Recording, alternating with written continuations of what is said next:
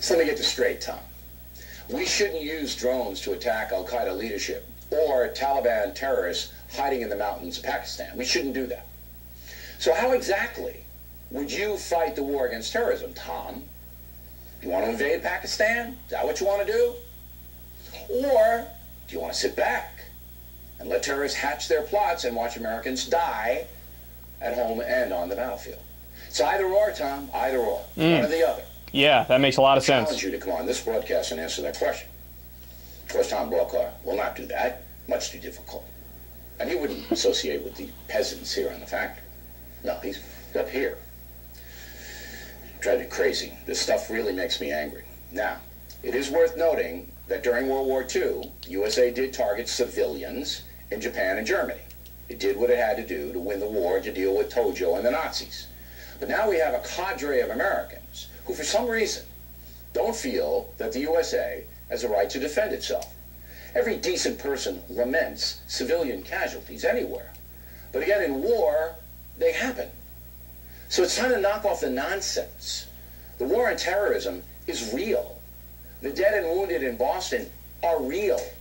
And this ridiculous left-wing moral equivalency is insulting. I love how flippant he is of civilian casualties if it's somebody else's civilian casualties. But if it's our civilian casualties, he'll never shut the fuck up about it. Imagine Bill O'Reilly was raised in Pakistan, or was Pakistani. He would have the exact opposite views. America would be the worst thing ever, ever, ever, right? And he would join Al-Qaeda, and he would have, he would bloviate about how they're right about everything. But since he was raised here, right, and just arbitrarily, by chance, all he does, we've never done anything wrong. This clip here tells you the biggest difference between nutjob conservatives and liberals. His ability to be proud about his hypocrisy and his clear double standard is mind-blowing and unparalleled. So let's look at some facts. A study released in September of 2012 by NYU and Stanford universities found that drone strikes in Pakistan alone killed 474 to 881 civilians and injured 1,228 to 1,362. And that was back in September of 2012. Since then, now the number's up in the thousands of civilians killed by drones. Only 1 out of every 50 people killed by a drone strike is a terrorist. Fully, the number of al-Qaeda operatives killed by our attacks are a whopping 2%. Let that marinate for a second. Only 2% of the drone strikes we're doing are killing al-Qaeda members, are killing terrorists.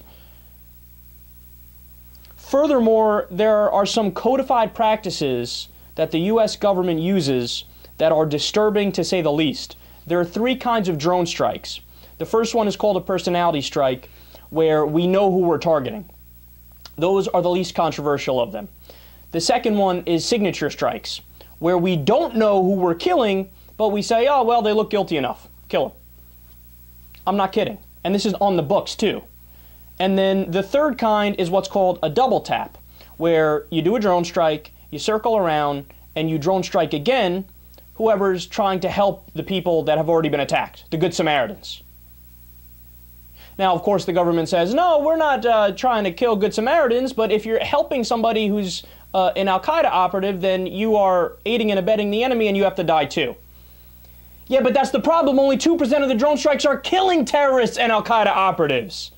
You don't know if you're getting the right people. A signature strike by definition says we don't know if we're getting the right people. So oftentimes you're just killing a Good Samaritan who's helping somebody who just got their ass blown up.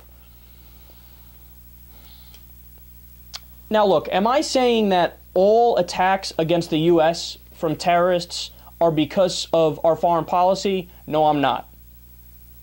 Some are solely based on Islamic extremism. Others are a mix of Islamic extremism and politics. For example, the Boston bombing, the reasons why were twofold: Islamic extremism and also the war in Iraq and Afghanistan. So it was both. And some of the attacks against the United States, yes, are solely based on politics and based on our foreign policy. And it's important to note that this is not my opinion. This isn't conjecture, that is the CIA's opinion. They refer to this as blowback, unintended consequences of our interventionist foreign policy. And researchers in 2010, they conducted a study and they ended up calling this the Iraq effect, or the increase of terrorists and terrorism that has occurred since the war on terror began. A lot of people don't know that. There's been a net increase of terrorists since we started waging the war on terror. So by the very definition of winning the war on terror, which would be reducing or eliminating the number of terrorists, we've done the opposite. We have utterly failed.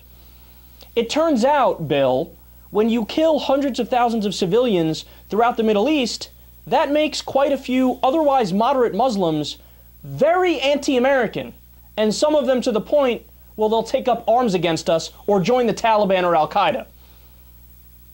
But in Bill's childish mind, he thinks any discussion about the motivation behind what the enemies might do is apologizing for them and blaming America.